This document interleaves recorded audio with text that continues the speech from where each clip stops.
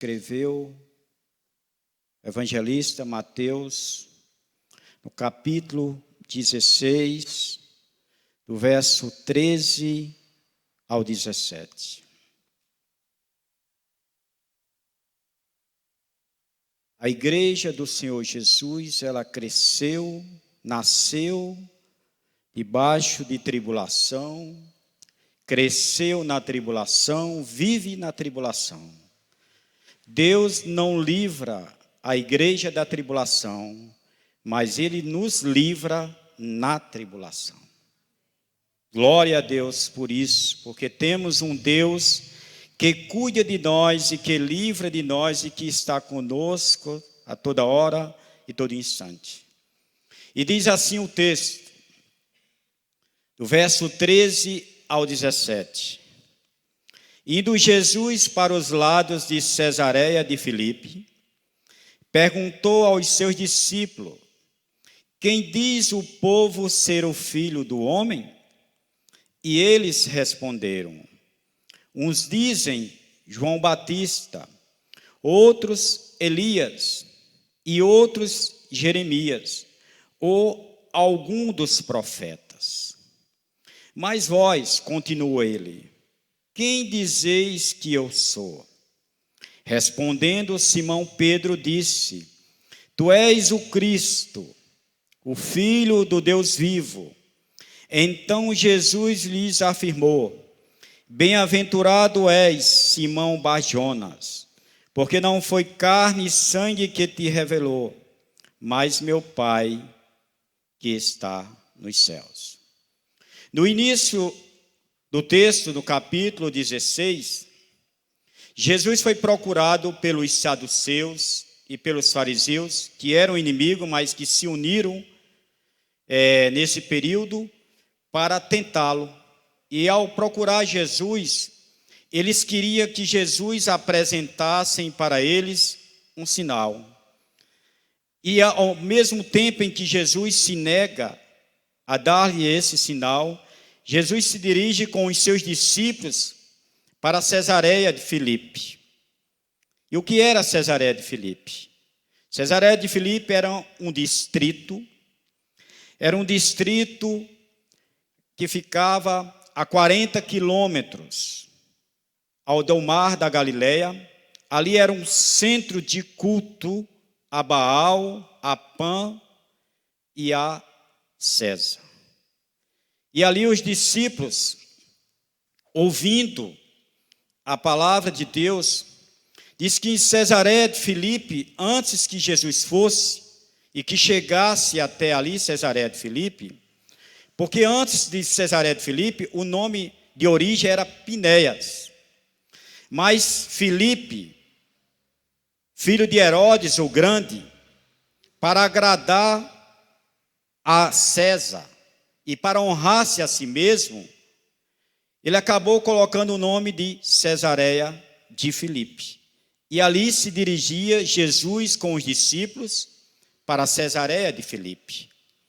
E no verso 13 diz que Jesus, ao caminhar ali para aquele lugar, ele para conversar e faz uma pergunta aos discípulos. E ele pergunta aos seus discípulos: quem diz o povo ser o Filho do Homem? Ou seja, o que dizem o povo a respeito de mim? O que é que o povo pensa sobre mim? O que andam dizendo por aí a meu respeito? É a pergunta que Jesus faz aos seus discípulos. E os discípulos respondem. Uns dizem que tu és João Batista, no verso 14. Outros dizem que Elias, e outros Jeremias ou algum dos profetas. É certo que Jesus já sabia a resposta. Jesus já sabia qual era a resposta dos discípulos. Mas ele queria ouvir da boca dos discípulos aquilo que o povo pensava a respeito dele. E os discípulos passam para Jesus 3 grupos diferentes, distintos, com respostas parecidas, mas de formas diferentes. E esses 3 grupos apresentados, um era chamado de aqueles desinformados, outros equivocados e outros religiosos. E porque Jesus sabia, antes que os discípulos dissessem, porque Jesus, através dos seus atributos incomunicáveis, ele sabe tudo, ele conhece tudo. E o que são atributos incomunicáveis?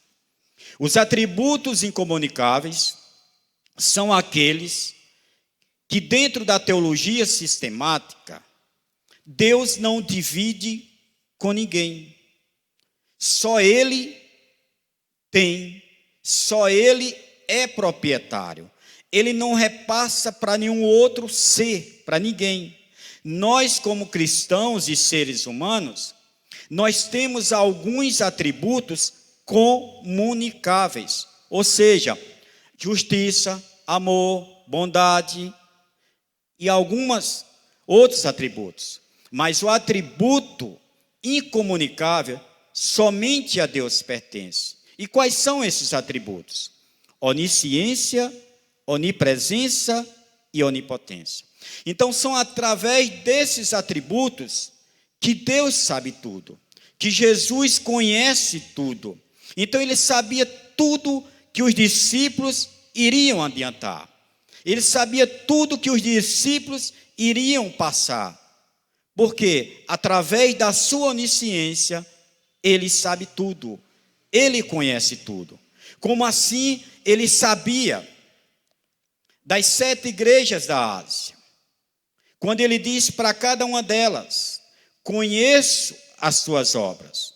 Ele sabia das obras de Éfeso, de Esmirna, de Pérgamo, de Tiatira, de Sardes, Laodiceia e Filadélfia. Assim como também Jesus sabia que Judas iria o trair, porque já estava predestinado. E diz o texto, lá em Mateus 26, 23, diz o texto: aquele que mete comigo a mão no prato, esse me trairá. Os discípulos que estavam em volta da mesa na celebração da Páscoa, nenhum deles sabiam que Judas era o traidor, mas Jesus já sabia. Até porque não foi por acaso que Judas veio fazer parte dos 12, mas Jesus já sabia que Judas era o traidor.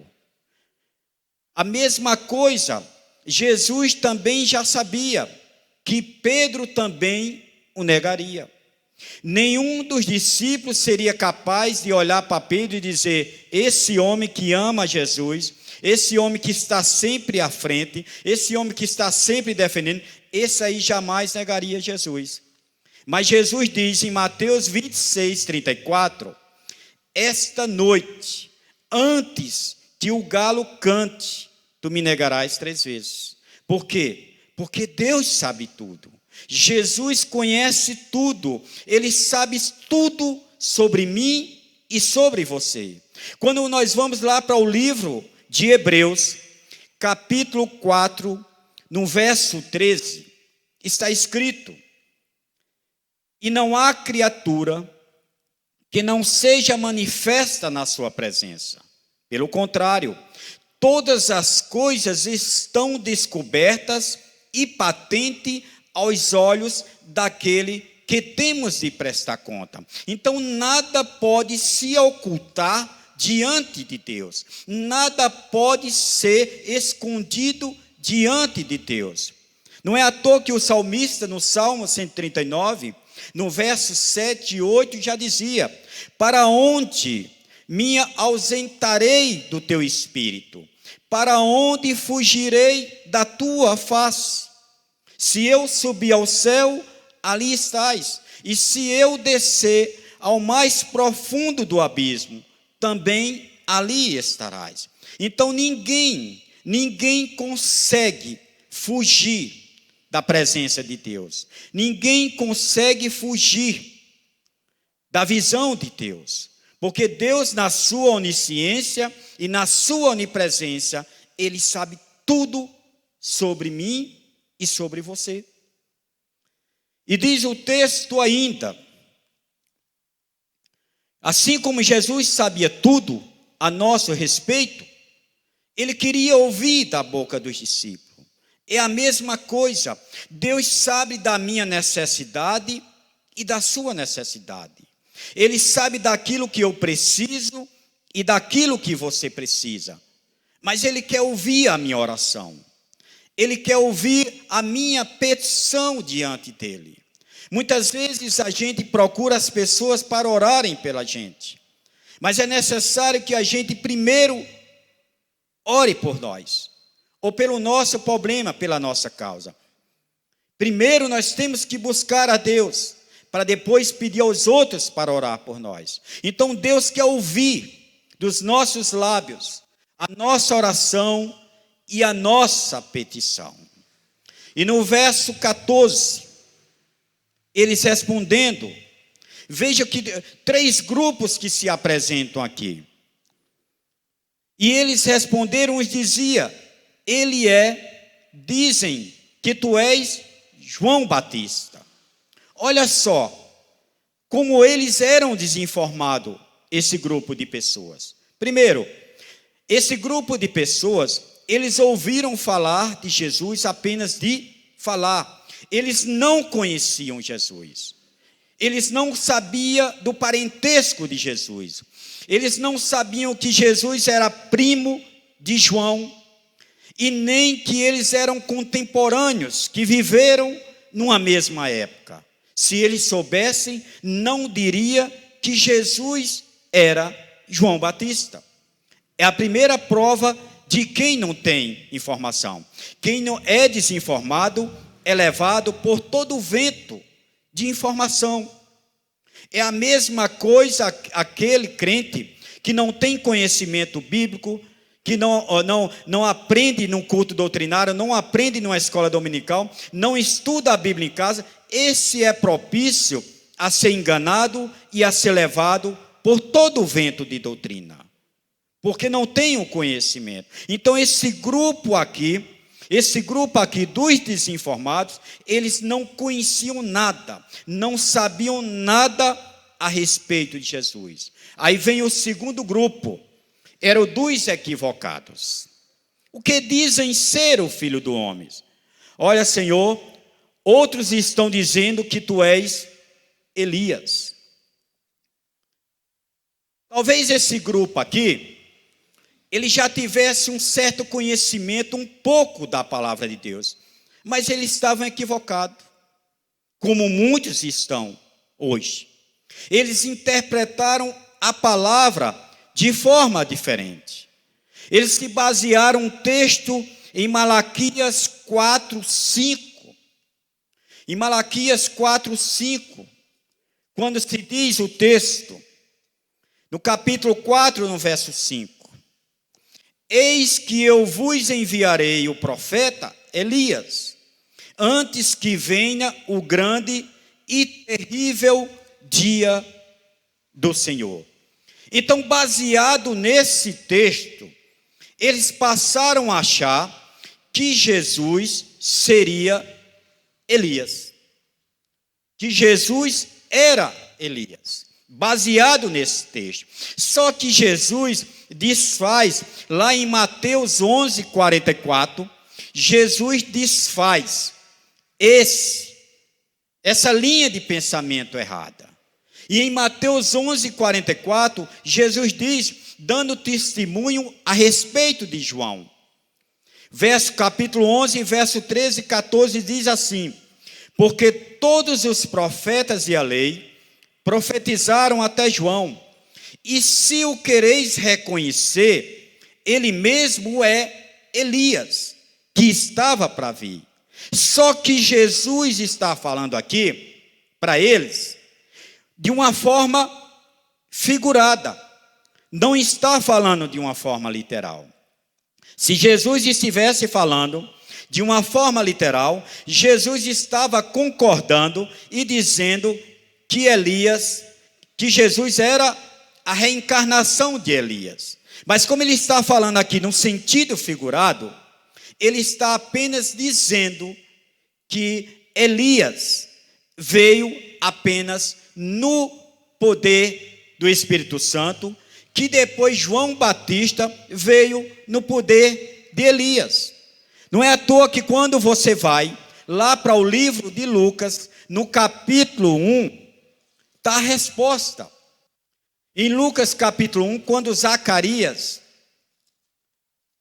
tem um contato com o anjo, e o anjo lhes fala, no capítulo 1, verso 16, 17, Zacarias diz a respeito de João: e converterá muito dos filhos de Israel ao Senhor seu Deus, e ele irá diante do Senhor no espírito e poder de Elias. Ou seja, o Espírito Santo que agiu na vida de Elias era o mesmo que iria agir e que estava agindo na vida de João Batista. Então esses equivocados, eles tinham uma interpretação errada, achando que Jesus era Elias. E aqui Jesus dá toda a explicação. Então esses também não conheciam Jesus. Não conheciam Jesus. Irmãos, estamos vivendo, nesses últimos dias, é onde a gente vê mais equívoco, mais pessoas apostatando da fé. Nesses últimos dias, a gente pôde observar uma polêmica que surgiu dentro da mídia. Um pastor tão conhecido aqui no Brasil, Ed René Kibster, e aquele homem chega a dizer que a Bíblia precisa ser atualizada. E ele explica por que a Bíblia teria que ser atualizada. Equivocada. Ele diz que a Bíblia precisa ser atualizada para que os gays pudessem entrar no reino dos céus. Equivocado. Por quê? Porque a Bíblia já é atualizada. A Bíblia, ela não pode ser acrescentada, ela não pode ser adulterada. Quando você vai lá para o livro de Provérbios, capítulo 30, no verso 5, 6, está escrito: nada acrescente às suas palavras, para que você não seja repreendido e seja achado mentiroso.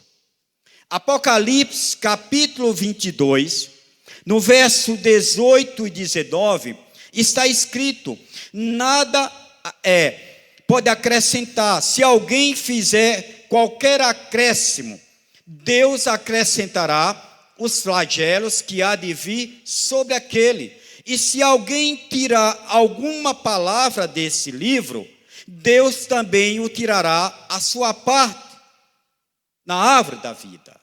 Então a Bíblia, ela já é atualizada. Ela não pode, e de maneira alguma, ser rasgada para poder satisfazer um grupo de pessoas que têm um comportamento totalmente errado, um comportamento de uma vida de pecado. A Bíblia não pode favorecer, tendo que ser atualizada.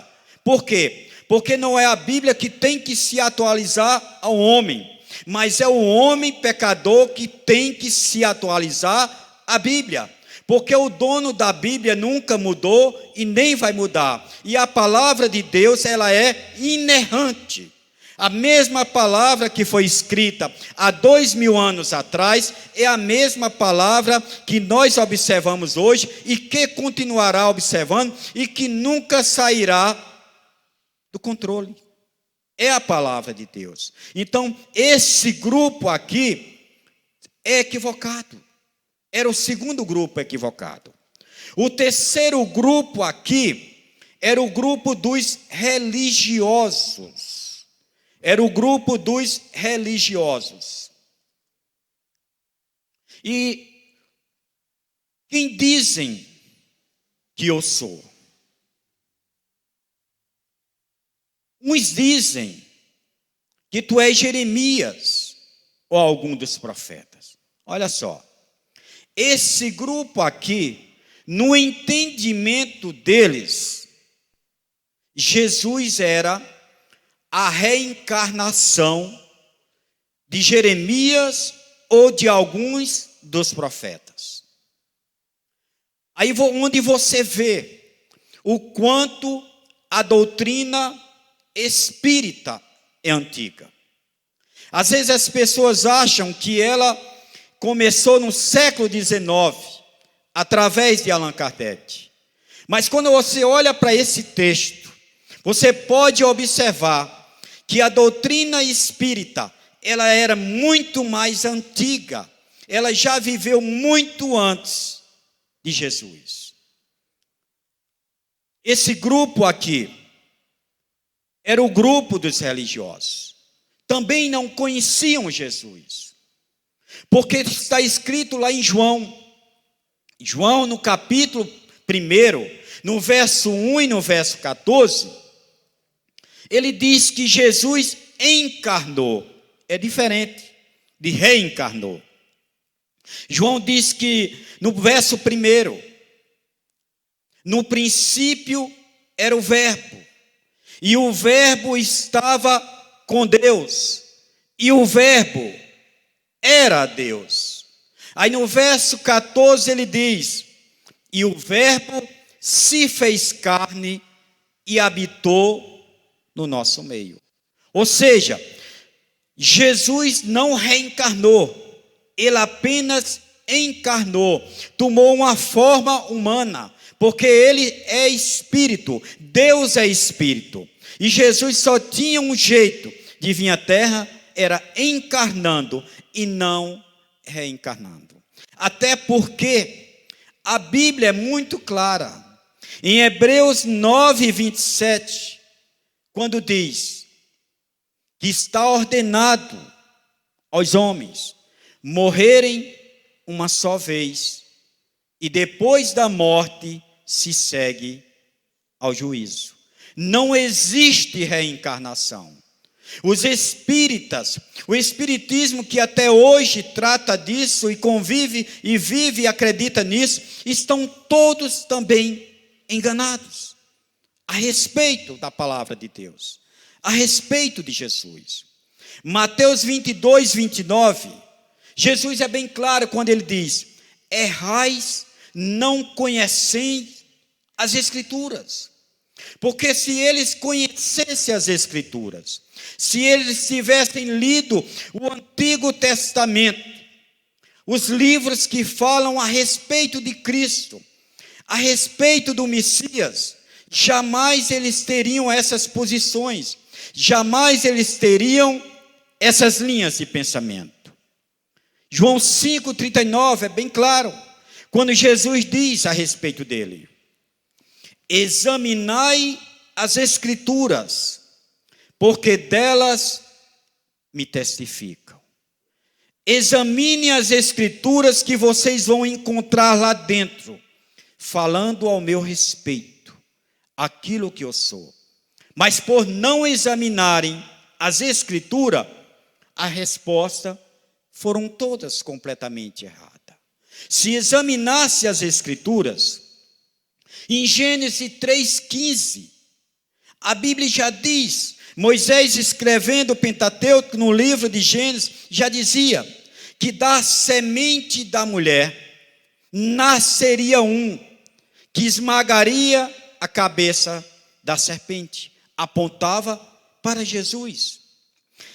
Deuteronômio 18:15, Moisés, ao se despedir do povo, Moisés dizia que viria após ele um profeta muito maior do que ele. Ele não estava falando de Josué, ele estava apontando para Jesus.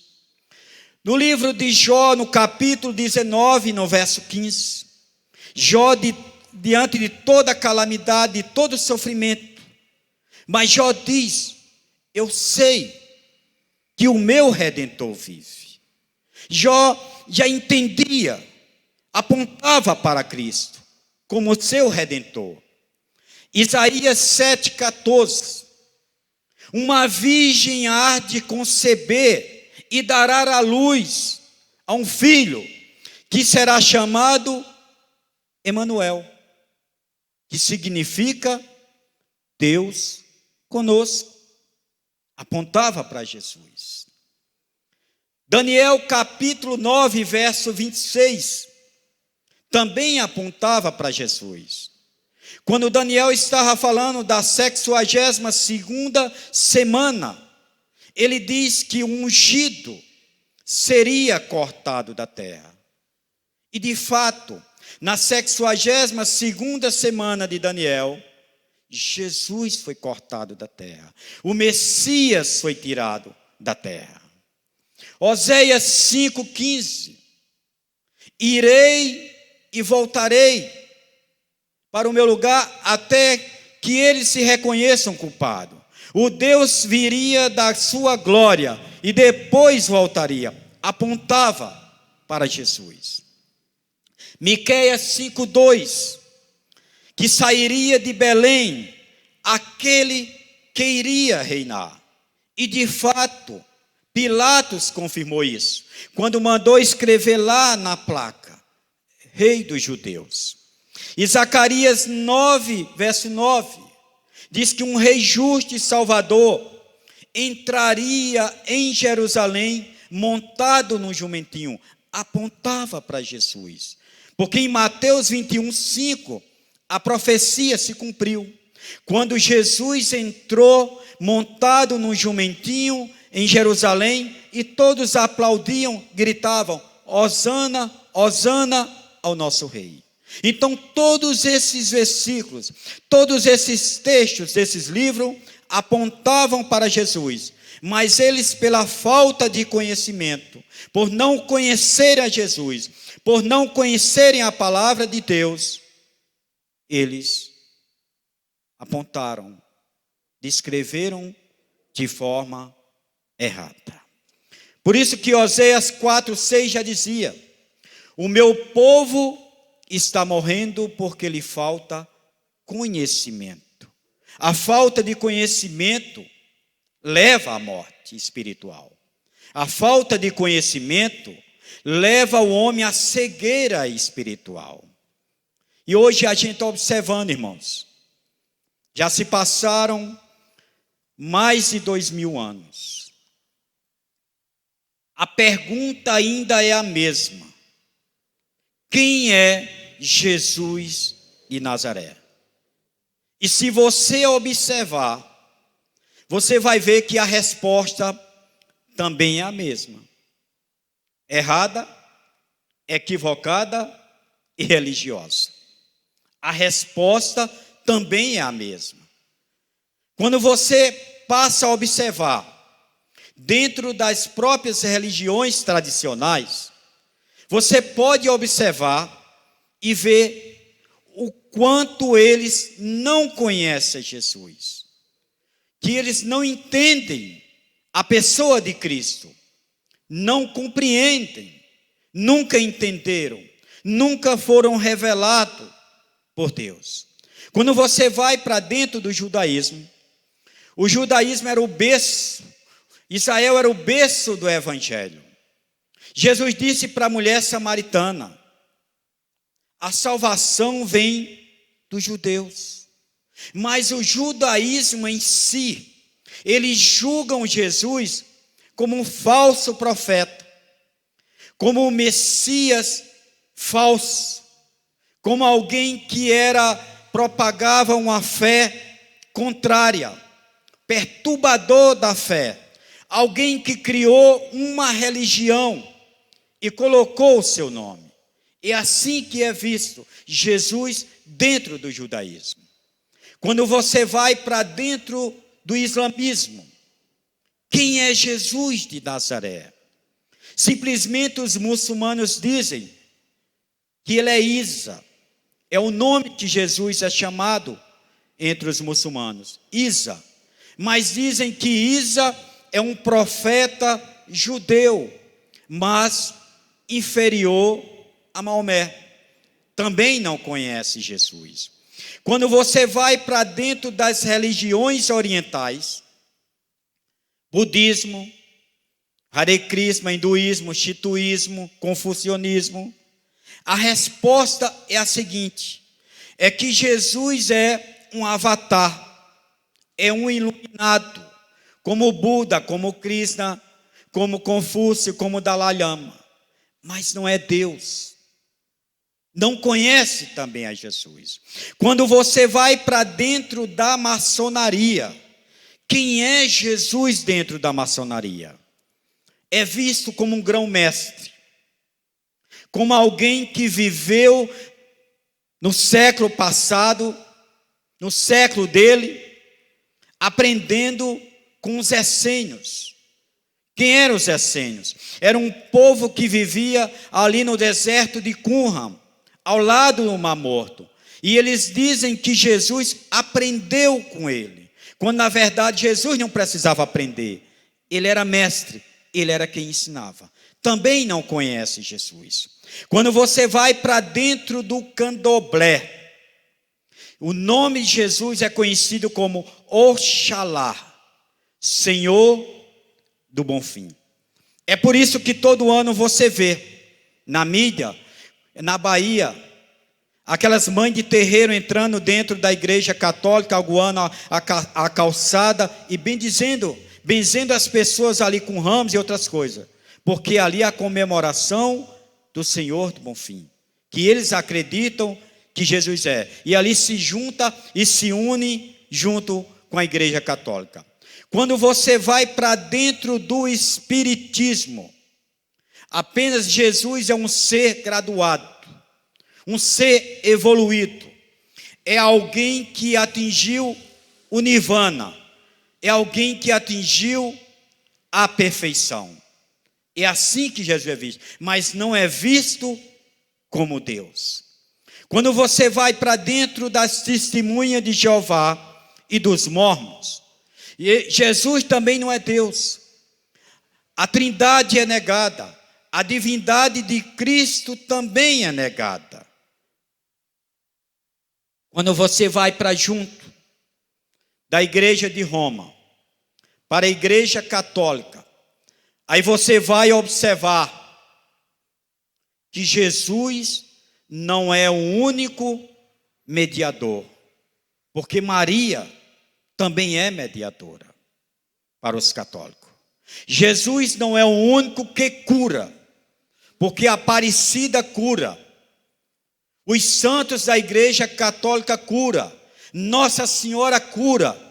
Então você pode observar que também não conhece Jesus. Então quando você olha para tudo isso aqui, para todas essas religiões, você pode observar que nenhum deles conhece Jesus. Nenhum deles conhece Jesus. Só existe, irmãos, um povo na terra que verdadeiramente conhece Jesus. E esse povo é chamado a Igreja de Cristo. Aqueles que foram lavados e remidos no sangue de Jesus. Aqueles que foram comprados, escolhidos e tratados por Cristo. Aqueles que foram entregues a Cristo pelo Pai. Só esses conhecem a Jesus de verdade. Só esses podem dizer que conhecem a Jesus de verdade. O verso 15 diz: mas vós, continuou ele, quem dizes que eu sou? A pergunta agora era feita para os discípulos. Não era a respeito das pessoas, nem da sociedade, o que pensava a respeito dele. A pergunta agora era feita para os discípulos. E quando Jesus pergunta no verso 15, mas vós, continuou ele, que dizeis que eu sou? Houve um grande silêncio. Aqueles mesmos que tinham respondido a respeito da pergunta anterior, da sociedade, daquilo que eles pensavam erradamente a respeito de Jesus, agora se calaram. Aí é quando Pedro rompe o silêncio. Aí é quando Pedro rompe o silêncio e diz: tu és o Cristo, o Filho do Deus vivo. Tu és o Cristo, o Filho do Deus vivo. E antes que Pedro viesse a se exaltar, antes que Pedro viesse a se exaltar, achar que tinha mais conhecimento do que os outros, que sabia mais do que os outros, aí Jesus diz, no verso 17, então Jesus lhes afirmou, bem-aventurado és, Simão Barjonas, ou seja, Simão, filho de Jonas, que o nome do pai de Pedro era Jonas. Simão, filho Barjonas, porque não foi carne e sangue que te revelaram, mas meu Pai que está nos céus.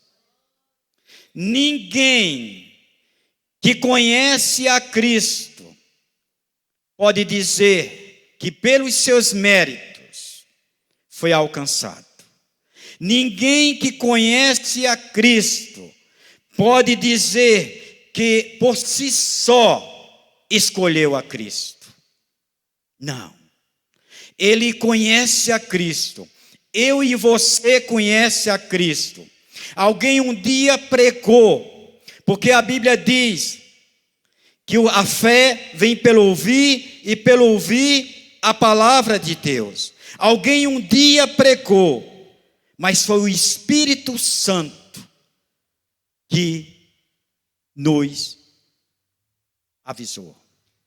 Foi o Espírito Santo de Deus que nos revelou, irmãos. Ninguém pode dizer que conhece a Cristo se não foi revelado pelo Espírito Santo. Paulo escrevendo em 1 Coríntios capítulo 12, no verso 3 ele diz, ninguém pode dizer que Jesus Cristo é o Senhor, se não for revelado pelo Espírito Santo. A mesma coisa aconteceu em Mateus 3,17, quando Jesus terminou de ser batizado por João Batista nas águas. A Trindade entra em ação e desce uma pomba sobre ele, e a Trindade, o Espírito Santo de Deus, revela, este é o meu Filho amado, em quem me comprazo. Nenhum cristão pode dizer, conheço a Jesus, se ele não foi revelado pelo Espírito Santo de Deus. Nós somos muito gratos a Deus. Nós somos muito gratos a Deus, porque Ele nos revelou. Porque quando a gente vê milhares e milhares de pessoas que têm um entendimento equivocado como esse, que nós observamos aqui na palavra, das religiões que não conhecem a Jesus, e desses milhares e milhares, o Senhor nos dá o privilégio de conhecê-lo, de ter intimidade com Ele. Antigamente nós conhecíamos apenas de falar, apenas um homem histórico, que veio ao mundo, que quando nós estudávamos, quando era criança, as professoras diziam nos livros de religiões, que historicamente, aquele judeu morreu lá, na cruz crucificada. Mas com o passar do tempo, o Espírito Santo de Deus que habita em nós, que tocou em nós, que influencia em nós, e que avisou a nós, e que tem trabalhado na nossa vida, nos revelou esse Cristo, e que hoje nós não conhecemos historicamente, mas que hoje nós conhecemos por intimidade, porque nós o conhecemos, e Ele também nos conhece. João 10,14, conheço as minhas ovelhas, e elas também me conhecem. Somente um povo na terra pode dizer que conhece de fato a Jesus. E esse povo é a sua igreja. E nós observamos, irmãos, estamos chegando mais a um final de ano. Estamos chegando a mais uma celebração de Natal. Mais um ano se tem como aniversariante a Jesus. E nós podemos observar, o nome de Jesus é mais uma vez lembrado. O comércio festeja as suas vendas. Os ambientes se decoram para recebê-lo. A comida e a bebida é farta. Tudo é bonito. Mas a humanidade em si ainda não conhece Jesus. Mas o homem em si ainda não conhece Jesus. A mesma coisa que ele diz lá em Apocalipse 3:20, para a igreja de Laodiceia. Ele diz ainda hoje: eis que estou à porta e bato. Se alguém abrir a porta, eu entrarei e cearei com ele. E quando você observa, nesse período natalino, muitas vezes, em muitos ambientes, entra o Papai Noel, entra a decoração natalina, entra os amigos e convidados, mas Jesus continua de fora. O dono da festa continua de fora.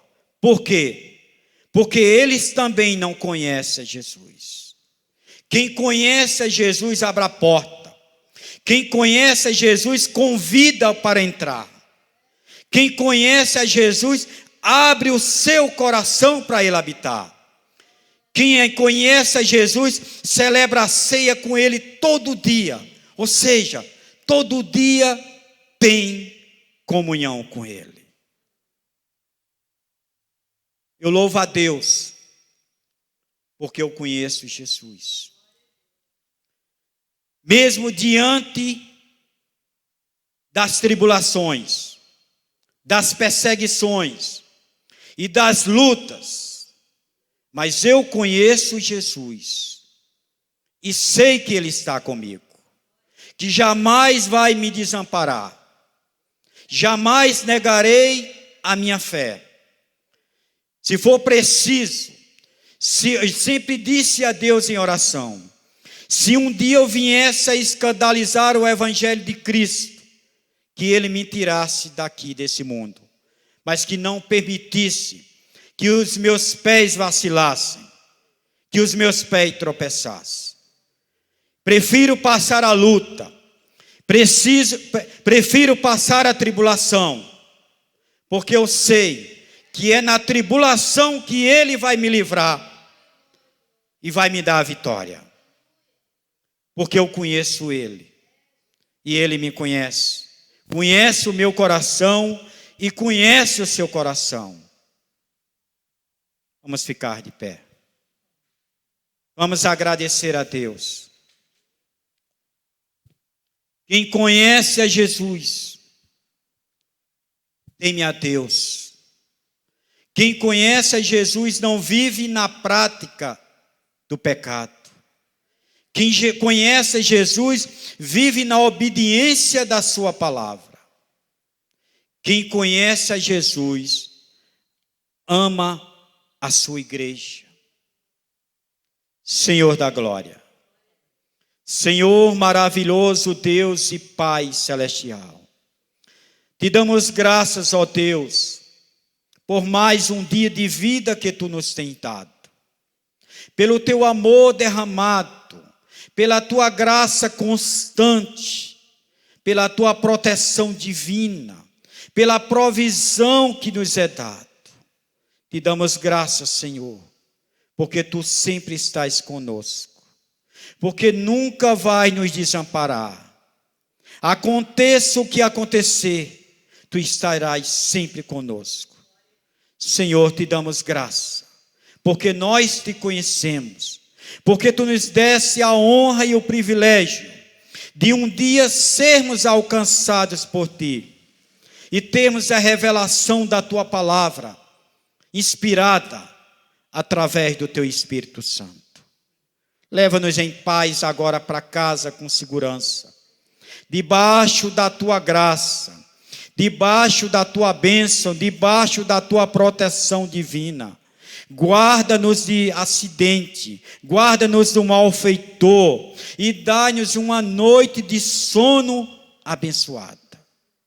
que possamos dormir em paz, que possamos descansar em paz, sem nenhuma perturbação, para a honra e glória do teu nome. Muito obrigado, ó Pai. Muito obrigado, ó Deus. Muito obrigado, Jesus. Que Deus abençoe a sua igreja.